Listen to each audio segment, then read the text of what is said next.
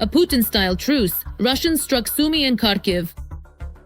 They didn't reach the palace but hit the sea near the dictator's residence in Gelendzhik. Fire. Hinting at a third term, 80-year-old Trump revealed when he will leave the White House. When I leave office, say, in 8 or 9 years, I'll be able to take advantage of it. New opportunities for the Ukrainian armed forces. The US has given the green light for the supply of long-range aerial bombs. Ukraine is receiving the ultra-powerful JDAM worth $370 million. A ton of steel, pinpoint accuracy, and 5-meter craters behind enemy lines. The clearance radius is 350 meters. -4 targets. In Crimea, an amphibious aircraft and 3 occupiers' boats were hit. Back to the 90s. Russians were cut off from communications, cash, and the ability to leave the country. Feeling entirely disconnected, both completely and utterly alone. Probably just what was needed, right? Or rather, what we were afraid of. We are being completely isolated from the rest of the world. The second largest oil refinery in Russia has been paralyzed. Helpful drones did their job. Everyone will be made to fight. Russia is enforcing a compulsory voluntary mobilization of medical workers. The chief doctor formally signed and authorized a document that had been sent down from the higher administration, stating that by the very end of the year, 1 employee from the mid-level staff must be selected. These and other topics in this episode.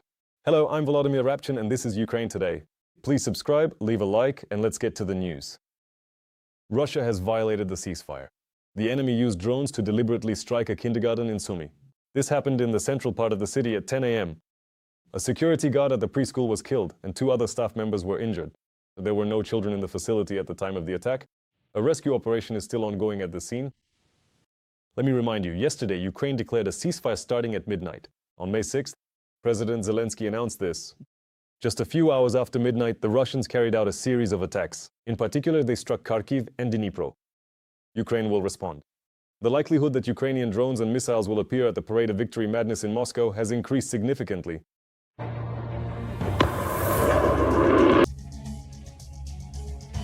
There are 3 things you can watch endlessly: fire, water, and how the Flamingo missile takes off.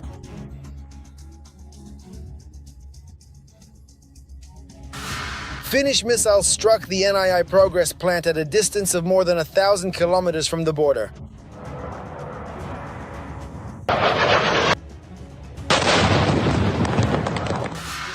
The VNII Progress plant is of strategic importance to Russia as it produces a huge number of components for the missiles that Putin uses to strike Ukrainian cities. Operators of the first separate center, in cooperation with the main intelligence directorate, the Ministry of Defense of Ukraine, the missile forces, and other components of the defense forces, carried out a combined strike on the VNII Progress enterprise in the city of Cheboksary.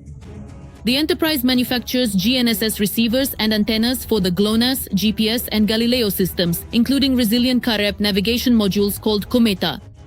These modules are used in Kalibr, Kh-69, Iskander-M, S-8000 Banderol missiles, as well as in UAVs such as Shahed, Orlan-10, and 4-Post.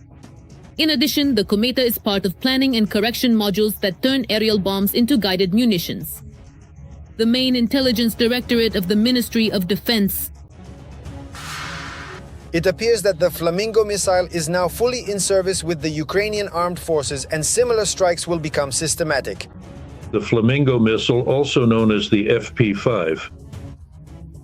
It's a good missile, and apparently it has now been seriously adopted into service. And this is a truly significant and fundamental element of what I would personally call a brand new global reality. Between Russia and Ukraine, and this new reality comes down to the fact that shelling and strikes deep in the rear of Russia, practically across the entire European part of the Russian Federation, are becoming something like under completely normal and routine circumstances. Russian authorities reported nearly 300 strike drones shot down in 18 regions of the Russian Federation. Almost the entire European part of Russia was in an uproar. This is how one of the Zay bloggers reacted, who now lives in the Urals and previously fought in Ukraine.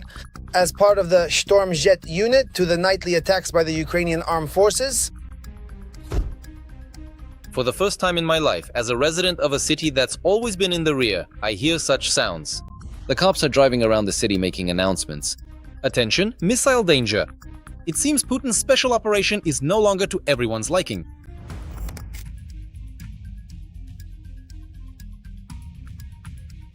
Even local deputies are unhappy with the strikes on Chuvashia. They've basically started openly criticizing Putin and his so-called special military operation. Today's drone strikes on the capital of Chuvashia, on Cheboksary, are the result of politics. The special military operation, our fellow countrymen who have died, this is also politics. Take tariffs, for example. This is also a matter of politics. In fact, absolutely everything that concerns our daily lives is politics. So I urge you to use your brains and really think about it carefully. And reflect on what's happening in the country. It's not just about the water in Cheboksary. Ukrainian forces also managed to strike an oil refinery that is among the 5 largest in Russia. Ukrainian drones visited the Leningrad region and struck the Kryshi oil refinery. Operators from the First Separate Center, together with the Special Operations Forces and the Security Service of Ukraine, in coordination with other defense forces, struck the Kryshi oil refinery in the Leningrad region. The plant has a capacity of 20 to 21 million tons of oil per year, making it one of the 3 largest refineries in the aggressor country. The plant is part of the Surgutneftgaz structure and specializes in deep oil processing as well as the production of fuel, bitumen, and aromatic hydrocarbons. Kinev is an important element of Russia's export logistics in the Baltic region. The main intelligence directorate of the Ministry of Defense of Ukraine.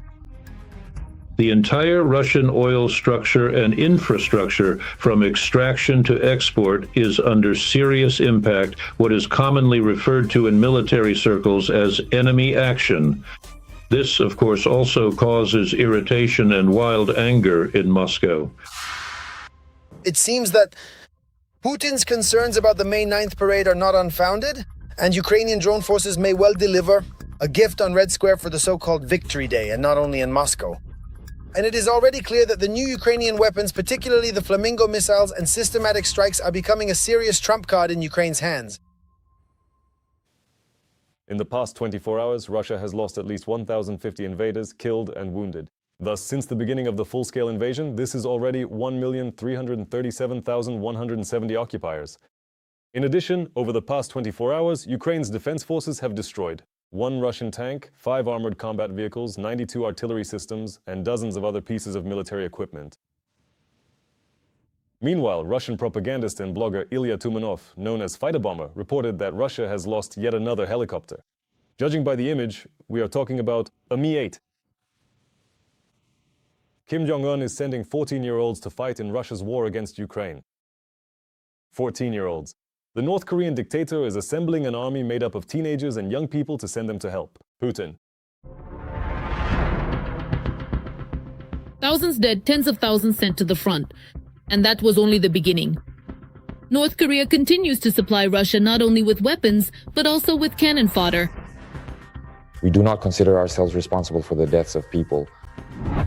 According to Reuters, at the 11th Congress of the Socialist Patriotic League in Pyongyang, Kim Jong-un effectively gave the green light to a new wave, sending youth to war, calling them the vanguard and the key force of the regime, from whom readiness to fight and die is demanded. Pyongyang wants to show the whole world that its relationship with Moscow is taking on a different meaning. Amid the thunder of torchlight processions, mass rallies, and ceremonial concerts, the North Korean dictator is not shaping the country's future, but rather creating a resource for war. Here, our girls aged 14 to 30 are being turned into instruments of someone else's geopolitics. All British Koreans acknowledge their participation in this war. At the same time, they say that the death of each person, since there can be no other outcome here, such is the logic of the cult of death. They call the soldiers who died, no one knows where or for what, a sacred sacrifice in the battle for their homeland. Where this homeland is, no one explains to anyone. But this is a sacred war. These are sacred sacrifices. And the ties between the 2 dictatorial countries are being strengthened with symbolic gestures as well. On April 26th, Kim Jong-un, together with Defense Minister Sergei Shoigu, inaugurated a memorial in honor of those who died in the so-called Special Military Operation. It was a solemn event, with speeches, an orchestra, and the right words about heroism and brotherhood. In short, everything was done in the typical style of the regime. By decree of the President of the Russian Federation for courage, bravery, and selflessness shown in the performance of military duty, they have been awarded the Order of Courage. Belousov stated that he had reached an agreement with North Korean officials to establish military cooperation on a stable, long-term basis and to sign a cooperation plan for the period from 2027 to 2031. In 2024, the Russian and North Korean dictators signed a treaty on comprehensive strategic partnership between Russia and the DPRK. The agreement includes a provision on mutual defense. Thus, Moscow and Pyongyang have legalized the deployment of North Korean soldiers to fight against Ukraine. This is full support for Russia, both political and even ideological. But behind this display of ostentatious unity lies a very specific price. A little over 14,000 North Korean soldiers were sent to fight alongside the Russian army. More than 6,000 of them ended up rotting in foreign soil. For North Korea, as for virtually any army in the world, it is very important to be prepared for modern warfare because generals are most likely living in myths. Also, since 1949, so to speak. With every such step, it becomes obvious. Putin is not ready for peace. But as they say, forewarned is forearmed. And in the event of new challenges, including North Korean units on the front line, Ukraine's defense forces are ready to meet them as they should, with artillery, drones, and precision weaponry. Now is the perfect time to subscribe to the channel, like this video, and share it. Please do it right now. Thank you and glory to Ukraine. The Kremlin has chosen escalation. Russia is conducting nuclear tests. For the first time in a year and a half, test strikes with missiles capable of carrying nuclear warheads are being conducted at the Kura range in Kamchatka. The exercises are expected to last until May 10th, inclusive.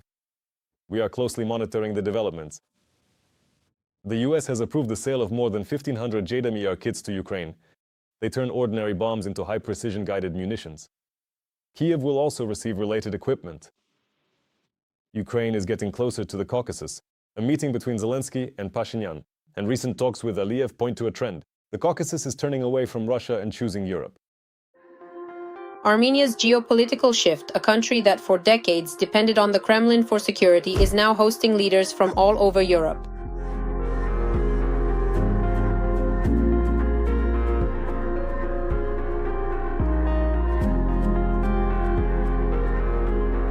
The first ever bilateral EU-Armenia summit was held in Yerevan. This event followed the 8th summit of the European Political Community, which took place across the entire nation. This highly anticipated international summit, which brings together global leaders. The EU summit in Yerevan demonstrates that the European security model is replacing ineffective structures like the CSTO. The post-Soviet space is no longer an internal affair of the Kremlin.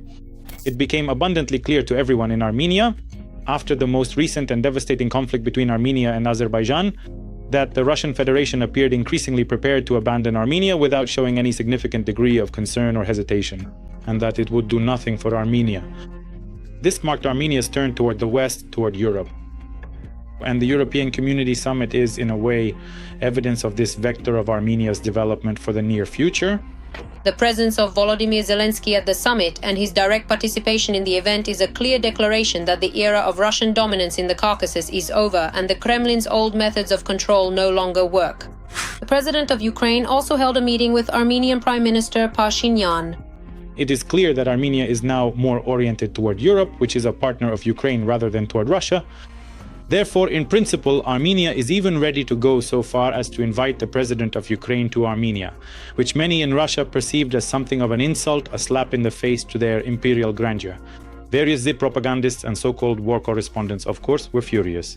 They fiercely demanded that the Russian peacekeepers in Gyumri, there are 5,000 of them there, immediately attack Zelensky and capture him.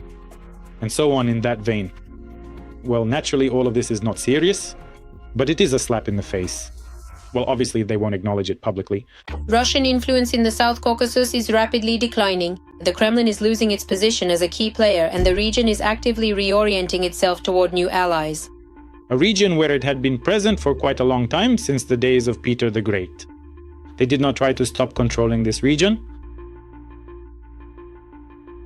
Now it turns out that their influence there is rapidly declining, and it's falling even among those hostile to each other, states such as Armenia and Azerbaijan. Let us recall that on April 25th, Vladimir Zelensky made his first visit in years of full-scale war to Azerbaijan. The parties solidified agreements in the areas of security, energy, and the defense industrial complex. Even before the period of full-scale invasion, there was cooperation. After the start of Russia's full-scale invasion of Ukraine, it only intensified. Ukraine has always recognized the territorial integrity and sovereignty of Azerbaijan, and Azerbaijan has always recognized the territorial integrity and sovereignty of Ukraine. And right now, the possibilities for military, technical, and other forms of cooperation with Azerbaijan are being discussed quite actively. For Ukraine, Azerbaijan is a potentially very important partner, just as Ukraine is for Azerbaijan. Relations between Azerbaijan and Russia are in a state of deep crisis, of trust. The visit of Volodymyr Zelensky became a powerful catalyst for this deterioration, although for many years leading up to this point, underlying geopolitical tensions and social frictions had been steadily building up and intensifying across the entire region. This period of growing instability was characterized by a series of unresolved conflicts and deep-seated grievances that simmered beneath the surface, gradually reaching a critical breaking point as the various parties involved found it increasingly difficult to maintain the fragile peace that had previously existed. They are quite obviously actively seeking out new partners. Russia's status as a great power is a thing of the past. Today, the Kremlin is merely a secondary player in global affairs, forced to adapt to realities over which it no longer has any real influence. And then, as my homeroom teacher used to say at school, the Prime Minister of Slovakia also spat in Putin's soul. Robert Fico announced that he would visit Moscow on May 9th and meet with Putin, but he would not participate in the parade on Red Square. What or who made Fico change his position towards Russia and the bunker dictator? The answer is in the report. Could it be that the old friendship has cracked? And is Putin losing key allies? Just recently, the Prime Minister of Slovakia, Robert Fico, made his close friend, the dictator of Russia, Putin, worry.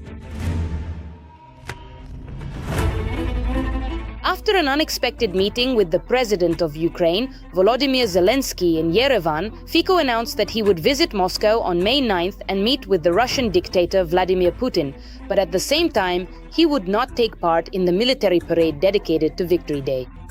He stated that he only plans to lay flowers at the tomb of the unknown soldier.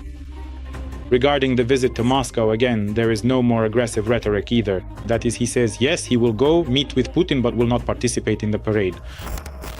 I will lay flowers at the grave of the unknown soldier of the Red Army to thank on behalf of Slovak women and men for the liberation. And I have a brief meeting scheduled with President Putin, that's all. I will not attend any military parade. At the same time, Fico defended his decision to go to Russia, which had previously been condemned by the European Commission. I will not allow myself to be driven into a situation where I would feel any pangs of conscience. I meet with Putin and everyone criticizes me. But when I return after meeting with him, in the corridors of Brussels, even in the restrooms, everyone asks me what he said. Although just last week, Putin's aide Yuri Ushakov assured everyone that the Slovak Prime Minister would be at the parade on May 9th. Ushakov confirmed that Fico, along with other foreign guests, would be at the Victory Parade in Moscow. Political analyst Petro Oleszczuk is convinced that, most likely, it wasn't Fico's plans that changed, but the Kremlin's own. Aside from Fico, no one else was planning to go to Moscow at that time. I can assume that the Kremlin itself didn't really want Fico to be present at the parade because it would look strange.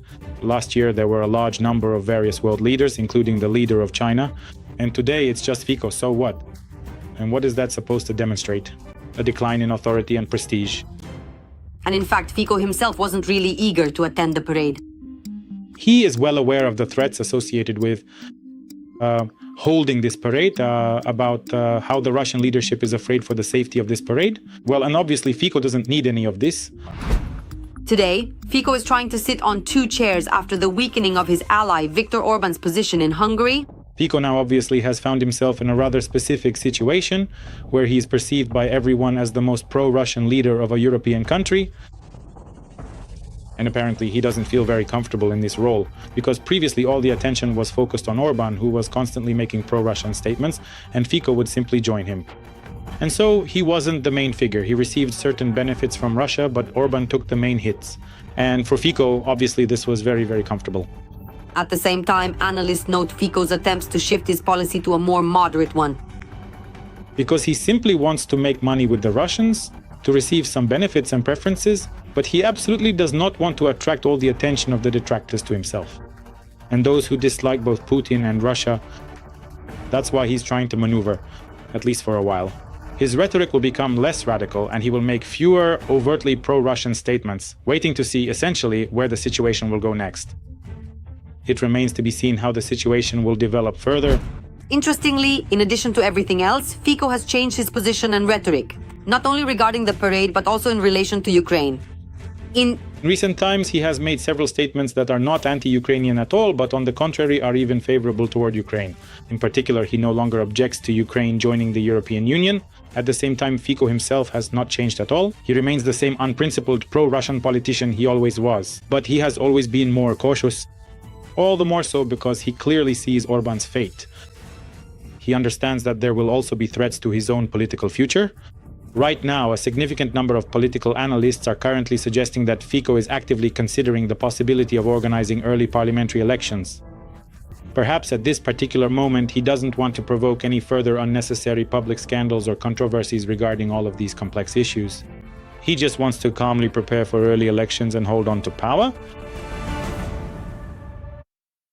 Budapest has returned the assets and valuables of Oshad Bank, which the Hungarian Special Services seized in March of this year. Let me remind you, this happened back during Orban's time. At that time, the Hungarian side illegally detained Ukrainian cash couriers and confiscated the cash as well as the gold they were lawfully transporting. The people were released almost immediately, and now both the funds and valuables have been returned in full. Finally, a word about wolves in sheep's clothing. Austria is expelling Russian spies who are hiding behind diplomatic status. The Russian embassy in Vienna installed equipment on its roof, allowing the Kremlin to intercept classified data from international organizations. All the details, next. Austria is dismantling the network of Russian spies. Authorities stated that diplomats in Vienna used the so-called antenna forest to collect information from Mother Russia. The interceptors were located not only on the embassy building, but also on the rooftops of houses in the Donaustadt district, where diplomats and their families live in close quarters. The country's authorities accused 3 Russians, employees of the diplomatic mission, of espionage. Their names have not been disclosed, but they have reportedly already left the country, according to public broadcaster ORF. According to ORF, the Russian ambassador was summoned to the Ministry of Foreign Affairs in April in connection with the activities of the diplomats. The Russian side was asked to lift their diplomatic immunity so that prosecutors could conduct an investigation. However, they refused, which led to the expulsion, ORF reports. It is noted that they have already left Austria. The Russian embassy in Austria reacted hysterically to this news on its social media. From the comments, it becomes clear that among those declared persona non grata are, among others, members of the permanent mission to the OSCE, the very same mission whose delegates closely monitored the ceasefire regime between Ukraine and Russia in Donbass since 2014. We consider yet another unfriendly step by the Austrian authorities to be completely unjustified, purely politically motivated, and categorically unacceptable. As in previous similar cases, we have not been presented with any evidence, let alone proof, of the alleged violations of the Vienna Convention on Diplomatic Relations. Moscow's tough response to these absolutely thoughtless actions by the Austrian side will undoubtedly follow. All responsibility for the further deterioration of bilateral relations, which are already at their lowest point in modern history, rests entirely with Vienna. This group of Russians expelled from Austria has updated the list of those accused of espionage. Since 2020, a total of 14 Kremlin agents have been included in it. The largest espionage scandal is connected with a former Austrian counterintelligence officer, Egist Ott. He was detained in 2024. Intelligence services established that Ott oversaw a network of Russian undercover agents, sent government phones and secure laptops to Moscow, and tracked Putin's opponents in Europe. Ott is linked to Jan Marsalek, who fled to Moscow and is the former head of a bankrupt German payment company.